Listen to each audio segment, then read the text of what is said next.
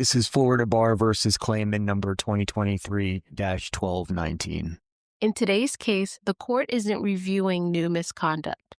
It's deciding whether Florida should enforce a punishment that Washington, D.C. imposed nearly 15 years ago. It is indeed.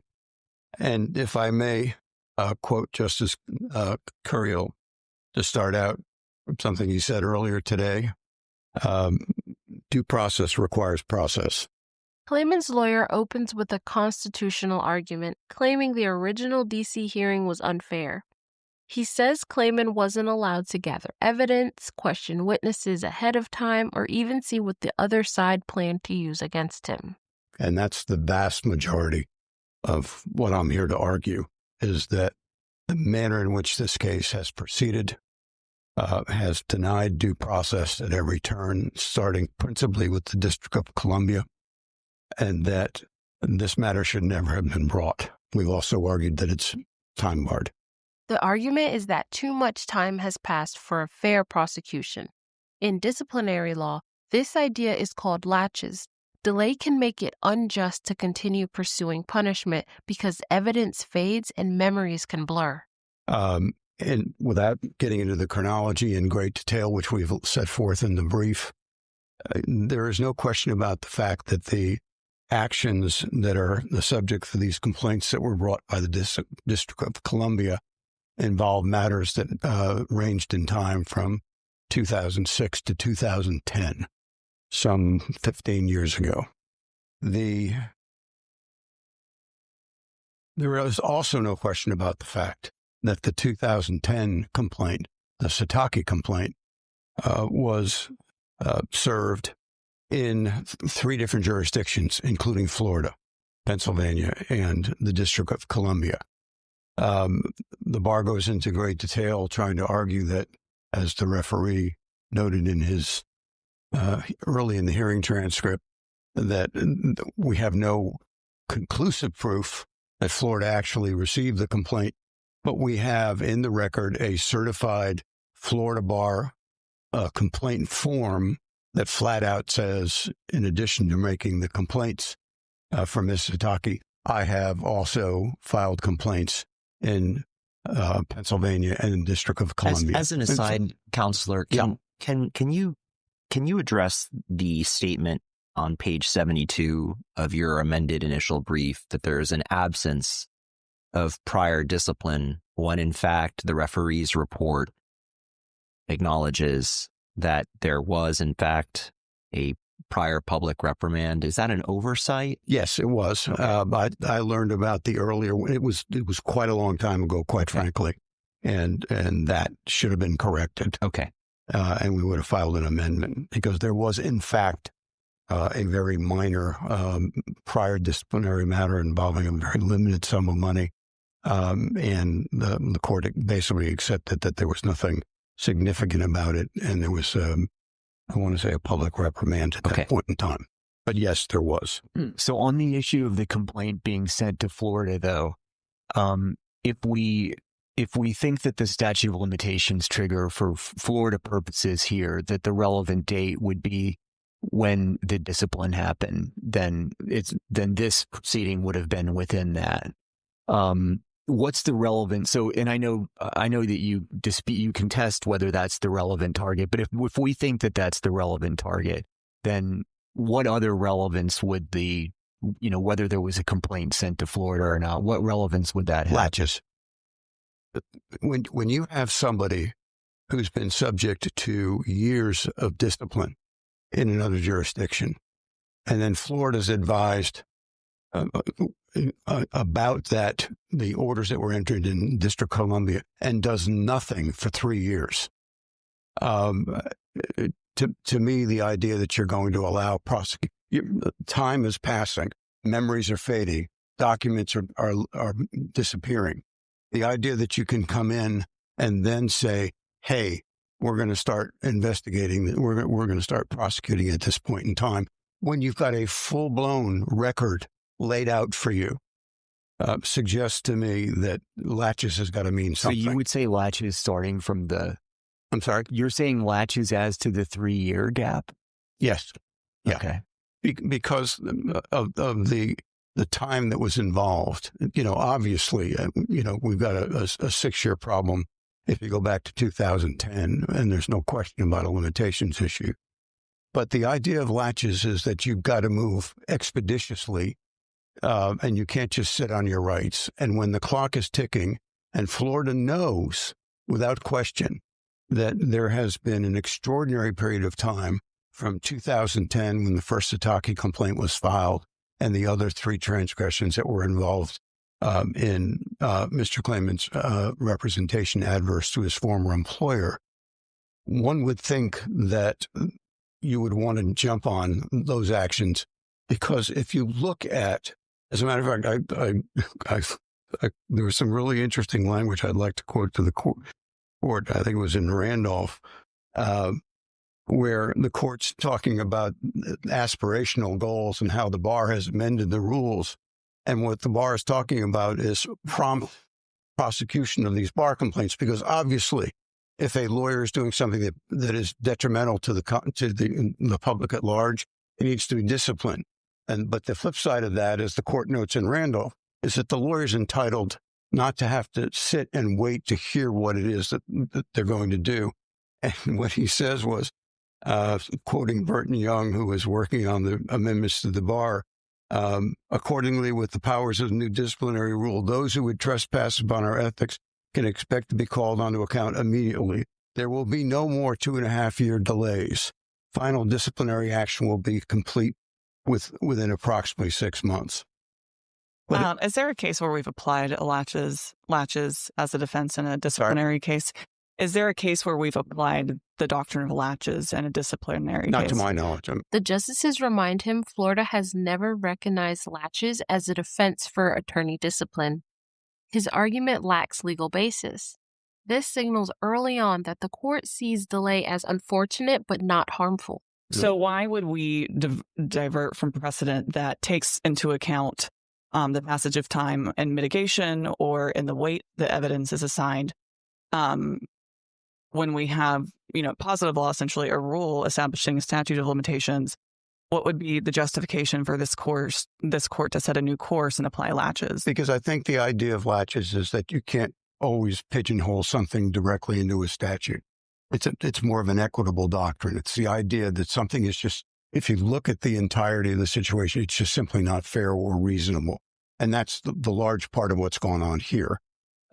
You have people writing and saying, as a matter of fact, in a couple of the cases we've cited where the courts have thrown out disciplinary action, this court has thrown out disciplinary action for failure to promptly prosecute.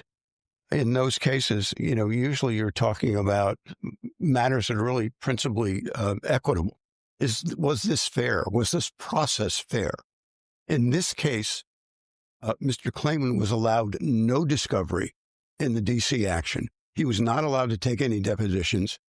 The attorney circles back to due process. He's painting D.C.'s case as biased, suggesting the hearing was more political rather than procedural. They were bringing in documents from Ms. Sataki that they'd never seen, because they'd never been allowed to take her deposition, and they'd never been allowed any paper discovery at all. And by the way, that was not a court decision. That was a decision by the D.C. bar not to allow him any opportunity. Now, in what process, on what planet are you required to go in and confront somebody who's accusing you of misconduct and not know what they're going to say and not have the documents that they're going to present for consideration by the panel? And that's what happened here in D.C. And that permeates this entire proceeding. By the way, he was denied the opportunity and at every step of those proceedings to take any kind of discovery whatsoever. And, I'm sorry to interrupt you. Can I give you I just want to give you a chance to address just something that I'm kind of struggling with this case, which is, it seems like, there's some attractiveness to the idea that regardless of what happened here, that, it was a long time ago, there was discipline in DC, adding 2 more years to it might be overkill.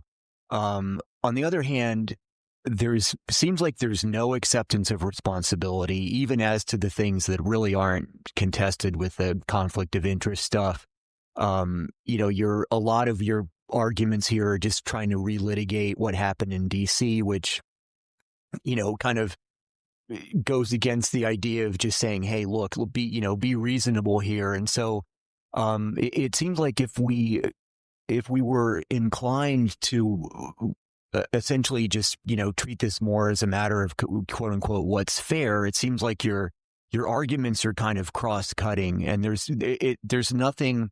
The more you try to relitigate DC, and the more you kind of don't acknowledge, any kind of wrongdoing or anything, the less attractive your fairness-oriented arguments. And I understand you're in a tough position, but could you just kind of, how should we think about that?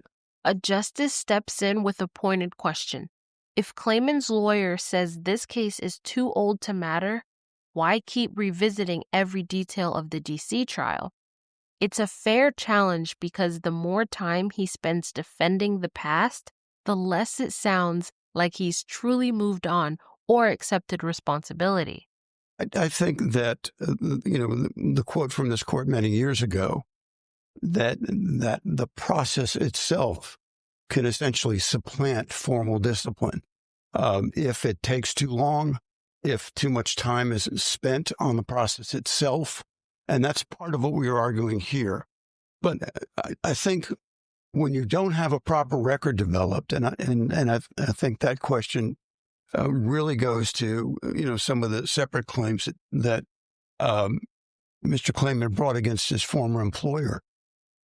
There's just this assumption that there was a conflict, and if you go through each one of the three of those separate events, I don't know that there was a conflict, and you can't tell from this record, because the reality is representing somebody against a former employer is not a per se conflict, unless you've got some evidence that information that was gained during the course of your employment is somehow being used adverse to the former employer. He switches focus to the behavior that led to Klayman's punishment. The DC bar put him on suspension due to conflicts of interest. Klayman represented clients in lawsuits against Judicial Watch, the conservative foundation he founded. The defense doesn't see this as unethical. They argue he would be in the wrong only if he used the confidential information or broke the client's trust. We've had cruise line cases where the cruise lines went after former in-house counsel who have become plaintiff's counsel, and there's reported decisions saying that's not a conflict unless you're showing that there's information that was gained that's used adverse to the former employer. But that assumption was essentially made in D.C., and it's been mimicked ever since. Another involved whether or not the mere fact that a contract had been drafted by Mr. Klayman meant that he couldn't represent someone adverse to Judicial Watch to talk about the fact that they were violating the contract. Those kinds of cases happen in Florida all the time, and lawyers are not necessarily disqualified. If they're going to become witnesses... You're saying it happens all the time that lawyers draft contracts for one client and then sue the same client over that contract? I've been representing lawyers for almost 50 years. Lawyers are routinely sued for getting involved in cases where they're adverse to their former employers. Some of them involve internal contracts, some of them involve internal organization. The lawyer wraps up by saying cases like this happen all the time in the legal world. He argues that the DC case exaggerated what was really just a professional dispute, not a sign of serious misconduct. The question really becomes, is there anything that was involved in the prior employment that is necessarily going to be at issue in the new case? If that's the case, the lawyer cannot handle the case. That's a conflict. But there are other cases where a lawyer may be a material witness to the creation of a contract, and the law firm that worked on that with him prosecutes the case, but that lawyer cannot participate at trial because he's a witness at trial. There are cases along those lines all over the state. They happen all the time. The conflict really becomes, are you using information you gained that would not have been public information, suing somebody for creating a hostile work environment 3 years after you left is not a per se conflict.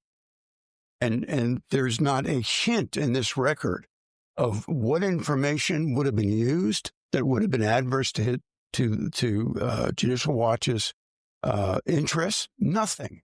It's just not there. You know, and I can go on because and you're welcome to keep going, but you're well into your rebuttal. Oh, well, then let me take advantage of rebuttal. Okay.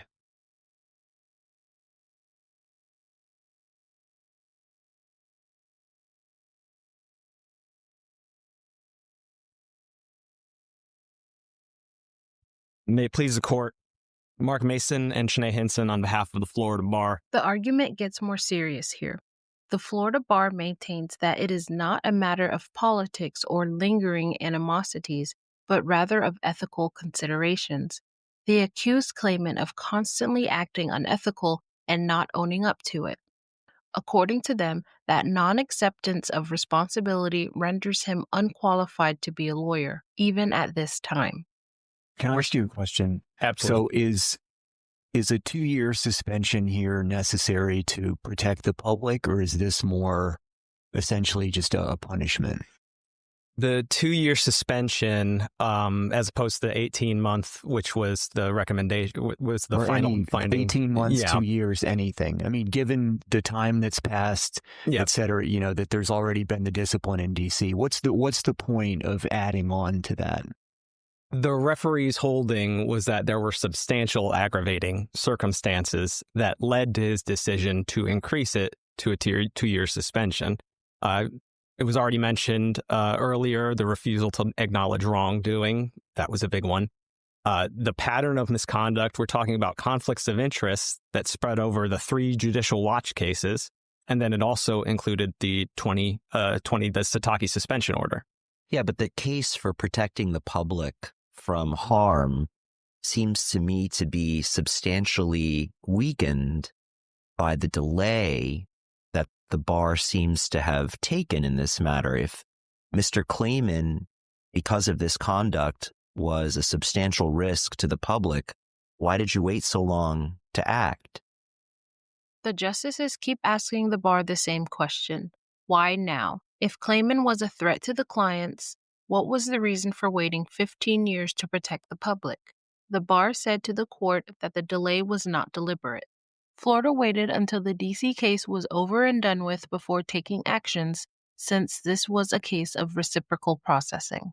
Well, we didn't wait so long to act. What we did was we acted on the Satake suspension order. What he's talking about with the 3-year issue was the Judicial Watch 90-day suspension order. And in that case, it came up during the sanction hearing that there was a question raised about, well, did you notify the Florida Bar of this order? And he answered, yes, I did. I filed a petition for a hearing, and I'd asked that you wait. Didn't follow up with us again. It fell to the wayside. And then when the Satake suspension order comes in, we see, he never let us know about the outcome of that petition for a hearing. It was adverse to him. And so at that point, we moved on both of them together, but we only sought the 18-month suspension when we took the case to the referee, rather than combining the two and stacking them, which was suggested in the initial brief. That didn't happen. Now, the misconduct here, though, occurred when? Right. So the Judicial Watch cases spanned from 2006 to 2008. And then the Satake matter was mostly in 2010. Okay. So now it's 2025, 15 years ago. Right. Was he practicing? I know that there was eventually discipline in D.C., but I mean, how many years was he practicing between 2010 and now? And I'm wondering, is there any indication of any wrongdoing in that time? The 2011 public reprimand happened during that window. The one here in Florida? Yes, the one here in Florida that was referenced earlier. What do we know about that case? It was a public reprimand having to do with his failure to pay a client a mediated settlement. I believe it was around $5,000 that he said he couldn't afford at the time, so he just didn't pay it. And it took initiation of a bar proceeding before he eventually did pay it. So now what we're here on is substantially worse conduct. And I think that's part and parcel of when you look at it, a public reprimand. A mediated settlement over what? It had to do with his representation of a criminal defendant who was unhappy with his services, and so it was agreed he would reimburse, I believe it was $5,000. So what do we know, though, about what he's been up to since 2010? So you mentioned the 2011 issue. A justice asked whether Klayman has been in any trouble since then. The bar mentions a 2011 Florida reprimand where Klayman delayed refunding a client. They use it as evidence of continued defiance. Beyond that, there's no new major misconduct. I'm just trying to get a sense of what because we're talking about, on the one hand, the DC stuff is serious, and just speaking for myself, I'm not really interested in relitigating all that. Mm-hmm. On the other hand, we are being asked to tack 2 more years onto this to remedy or to address conduct that happened 15 years ago. And I'm just trying to understand, is there anything else? I mean, how long was he, how long for that interim time? I mean, how long was he able still to practice? Well, he was subject to an interim suspension while the DC proceeding was ongoing, and I'm actually not aware of if he got readmitted. He's been suspended in Pennsylvania this whole time, where he was also licensed as well. So I can't really speak to what law he practiced once he was suspended. When did that start? When did the interim suspension start? That would have been during the Sataki appeal, which would have happened in, I'm not exactly sure the year, to be honest with you. But it happened during the interim of the appeal of the Sataki suspension, which led to that the 2022 order. And so, it went through this very long appeal process, which was part and parcel of the delay, because we were acting on a reciprocal matter.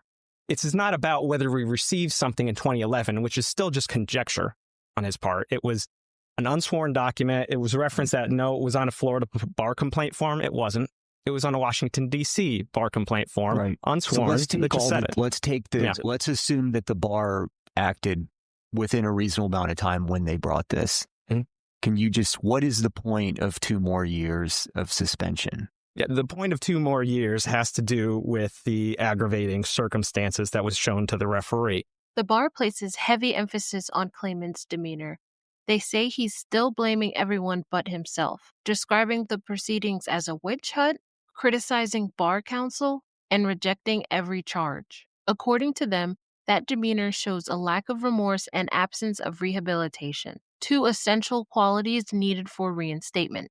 I mean, it was the refusal to acknowledge any wrongdoing whatsoever. He's still framing it as though this is a political ideology witch hunt against him. There was the accusations against bar counsel that the referee referenced in the report of referee having to do with bar counsel tipped off witnesses I was trying to subpoena. Absolutely no factual basis to assert that whatsoever. And yet he said it anyway. And it was just that kind of conduct throughout the hearing. And this notion that, I was never entitled to any discovery. He's received hearings and hearings and hearings. The Sataki alone was a 6-day final hearing. And this notion that he wasn't entitled to any discovery, he has to take 2 depositions. And there's a rule in D.C. that said you need to show compelling need to do it. And he simply did not do that. The bar pushes back on Klayman's claim that the D.C. case was unfair. They argue he wasn't denied due process. He just didn't meet the requirements for extra discovery.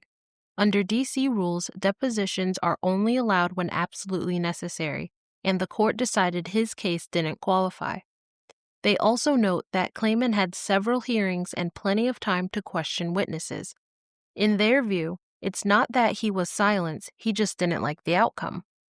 So there's this constant kind of overstatement of no discovery, no due process whatsoever.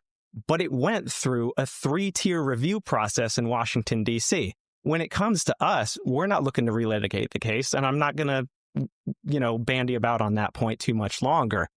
We took it and we acted timely, well within, if you say 3-7.16 in the 6-year rule, if that applies at all, it would be triggered when we get notice of those suspension orders. We're well within that 6-year time frame. So what he's talking about is D.C. took too long. And their orders said the delay was unfortunate. there's not really an excuse for it. But we have in our standards unreasonable delay. It's a mitigating factor at best. I'm not saying it doesn't apply, but it was not argued in the initial brief. It wasn't found in the report or referee. It can apply. But ultimately, when you look at all these aggravating factors, the selfish motive that he had with pursuing these complaints in D.C. and drawing up all this media attention and all that, and you combine it with this multiple offenses in this pattern, that's what the referee was looking at to say, this is worthy of rehabilitative suspension, and in this case, a 2-year suspension based upon the 18-month suspension order, his conduct during the proceeding, and his priors. They did 90-day suspension and the public reprimand. Could I ask a question? And I'm sorry if you've already said this, but I want to clarify. What is Mr. Klayman's current status with the Florida Bar? His current status is he's licensed. Okay. Yeah. But there's no suspension. No, there's never been any action on his license by Florida other than the public reprimand in 2011. But yeah, no current action on his license. He hasn't received any penalty for it at this time. So, at this point, this is what the purpose of a reciprocal discipline is for. We don't relitigate. We accept the findings of guilt unless he can establish his burden. And his burden is grave injustice, a paucity of proof, a complete want of due process. That's what the case law says. He hasn't established that. What he's established is that he raised due process arguments in D.C., and they failed.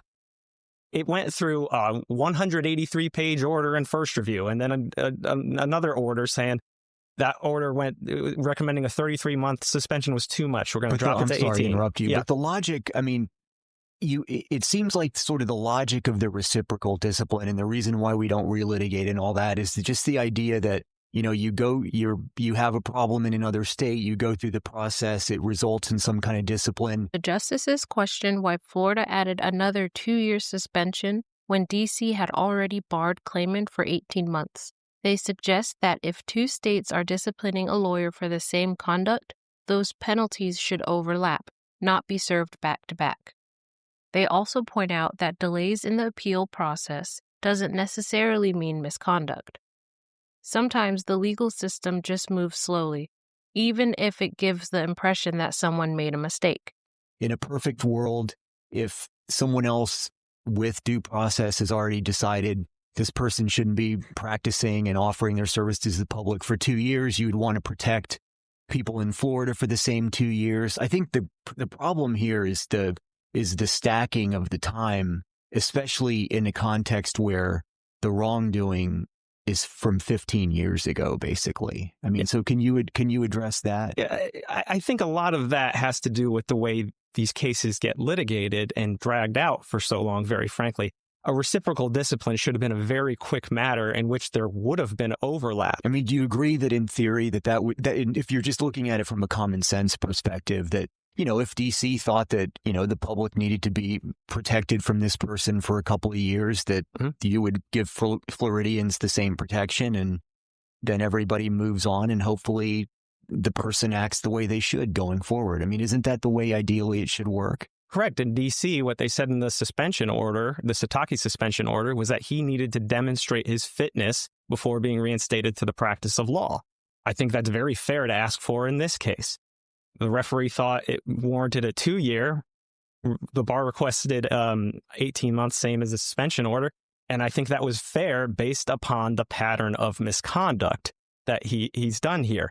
We didn't add on the extra 90 days from the Judicial Watch suspension order he found. We recognize that one is a bit older, so we weren't going to push on that.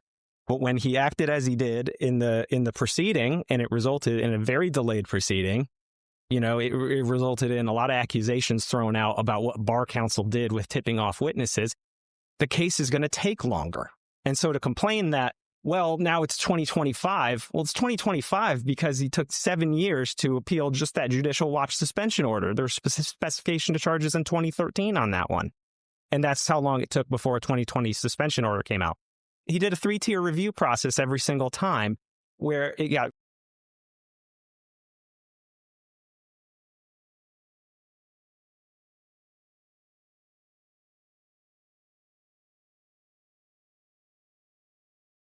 bring the case longer than they should have. but he wasn't prejudiced by it. He's talking about lost documents, memories faded. They rejected those arguments. His recollection was fine. Ms. Sataki's recollection was fine. That was the finding. He didn't identify a single document he needed or that he lost. Why would he get rid of them? She made the complaint in 2010 and a supplemental in 2011. He was on notice of those complaints. Why did he delete records that he's saying he deleted? It doesn't make sense that he would do that because he was never told the case was closed out. So all these notions that these due process arguments resulted in a paucity of proof or a want of due process or grave injustice, these are just typical arguments that were brought and failed. Go ahead. I'm sorry. So what do you say in response to the counsel's argument that he was denied discovery? Could you specifically address that? Yeah, and I'd like to be specific about it because the discovery he requested was to depose two witnesses. One was Ms. Sataki and one was her psychiatrist, Dr. Aviera. With Ms. Sataki, with the rule being in Colombia, you need to demonstrate a compelling need. She was coming from California to D.C., and so the way they do it in D.C. is at the ad hoc committee, they put her on, they did her testimony, and then he did substantial cross-examination. And what I mean by substantial is she testified for 3 of the 6 days of that final hearing. He was not limited by what she said in cross-examination. He's exploring other avenues throughout that entire proceeding. Now, is that... You're saying he basically got the discovery in the proceeding? Yeah, he got the discovery in the proceeding. He was allowed to explore, and there was a break before they continued on with other witnesses so he could prepare his case in chief as well. With regard to the psychiatrist he wasn't allowed to depose, that was addressed in the suspension order. The testimony she would have offered was insubstantial. Most of it would have been privileged anyway, although he falsely claimed that there was no doctor-patient privilege regarding that doctor. But on top of that, he just wanted to explain that any emotional issues with Ms. Sataki, alleged emotional issues, were not his fault. It was completely irrelevant to what the rule violations were, which was a conflict of interest, which was frankly established just by his emails that he sent to her alone and nothing else. So there wasn't just no due process. He wasn't allowed to take 2 depositions. That was it. So in the unusual situation here, though, I mean, if he got a 91-day suspension, he would have to show, if he wanted to be reinstated in Florida, he would have to show this. One of the justices suggests giving Klayman a shorter suspension, something that would let him prove he's changed before returning to practice. It sounds fair, but the bar pushes back, saying trust has to be rebuilt, not tested. Essentially, that the problems have been addressed. The bar would have a chance to look and see what he's been up to since 2010. They'd be able to see what the status of what's going on in D.C. and Pennsylvania is. I mean, why isn't that enough to protect the public? I think it's not enough to protect the public based upon what the referee found in terms of the aggravating circumstances, mainly his refusal, but also the pattern. And just, this is someone who has had a lot of time to reflect on conduct that happened as early as 2006 through 2010, and he still has not acknowledged a single bit of wrongdoing. It really sounds to me like it's almost more punitive, and partly just based on the behavior in this proceeding itself. I think that the referee had a unique vantage point to gauge whether this is someone who should be given the shortest amount of time before petitioning for reinstatement or a substantial amount of years. And I think that the referee's report justified why he didn't just accept the 18-month suspension and decided to increase it to a 2-year recommendation. So with that, I see I'm over my time. I think I interrupted someone. Okay. Oh, I'm sorry. Do you know when the bar got notice of the 2022 order? Yes, actually. It was in October of 2022. It was one of his exhibits, if I can find it here. Okay, so it was October of 2022 when you were aware of the DC discipline. Correct. And in that letter in which he notified us, he also asked us to stay the proceedings while he did collateral attacks of it. So I just kind of wanted to add that in to explain. So a lot of the delay is not. When did the bar get notice that it was done? The October 2022 is when he notified us. That's when DC had concluded the Sataki matters. Yes. But he was still planning on suing in other avenues to attack the judgment, and he asked us to stay. So it was at that about point. a year, almost a year after that you filed the petition for reciprocal discipline. Our complaint for reciprocal was in August of 2023. So yeah, a little less than a year. Yes. You can have 30 seconds to finish up if you want. All right. I would just like to say in closing that I believe that the referee justified it with the case law, particularly the Rush case, where you're prioritizing a client's interests, prioritizing your interests over the client's to the detriment of the client. That was a 3-year suspension. I'm not suggesting he needs that much, but there is case law that the referee addressed supporting that. And for that reason, I'd ask that you accept the 2-year suspension. Thank you. Thank you very much.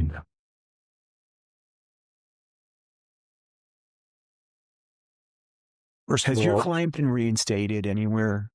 And I apologize that I don't know this. Has he been reinstated in D.C. or Pennsylvania?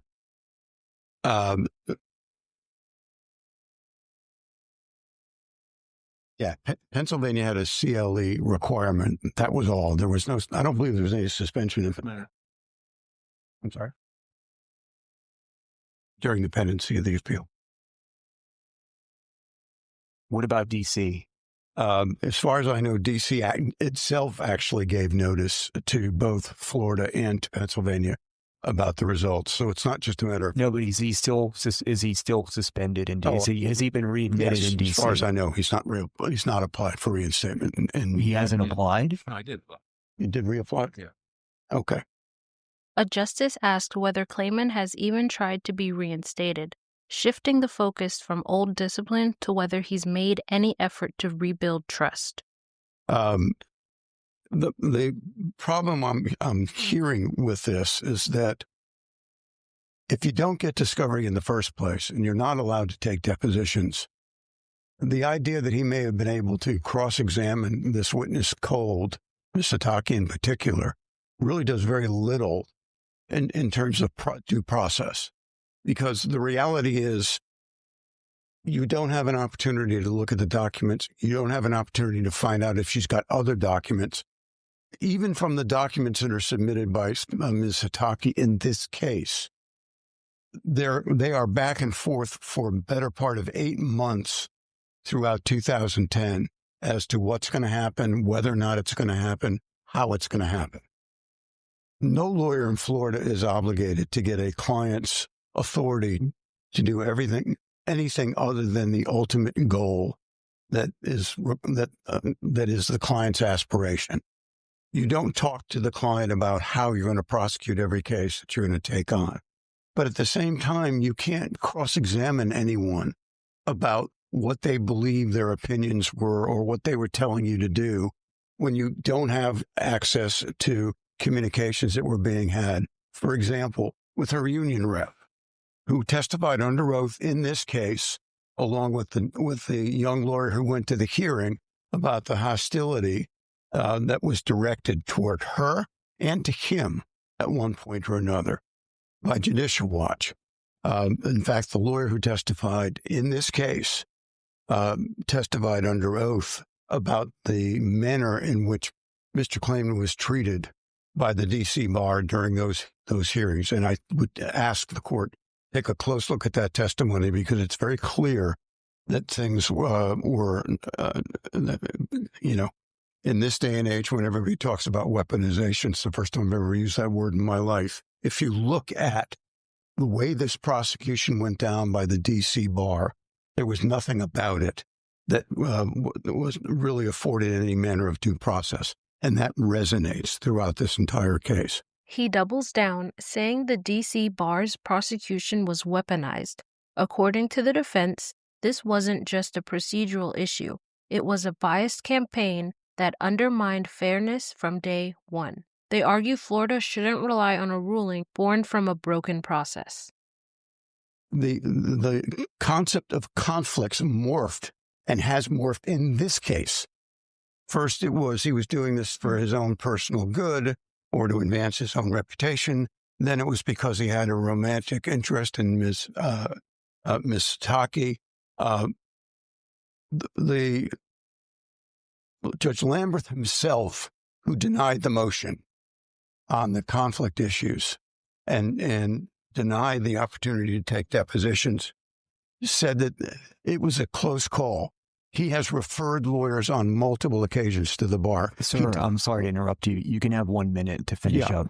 He felt that in this case, there was absolutely no reason to believe that, as the 11th Circuit, the D.C. Circuit noted in its opinion, any reason to believe that Mr. Klayman couldn't and wouldn't practice ethically and competently. He points out that even a D.C. judge once found Klayman capable and ethical, noting there was no reason to believe he couldn't practice law responsibly. It's a reminder that those within the system once viewed him as fit to continue his work. And in fact, commended the manner in which all these cases had been handled. So, you look at all of these people who testified in this case, the only one who testified adverse to Mr. Klayman was Ms. Sataki. And she was impeached regularly, as was noted by the Court of Appeal, on multiple issues when confronted. Well, that's the whole point, is confrontation. To be able to confront someone, you're entitled to rudimentary discovery and at a minimum a deposition, and not have to do it cold. Okay, thank you very much. Klayman's lawyer isn't asking the court to declare him innocent. He's asking them to throw out the case because the process was broken. As of November 6, 2025, Klayman is suspended from practicing law for 2 years, effective in 30 days or sooner upon notice. He must comply with all court rules, take no new clients, and pay $4,536.93 to the Florida Bar. Comment your thoughts.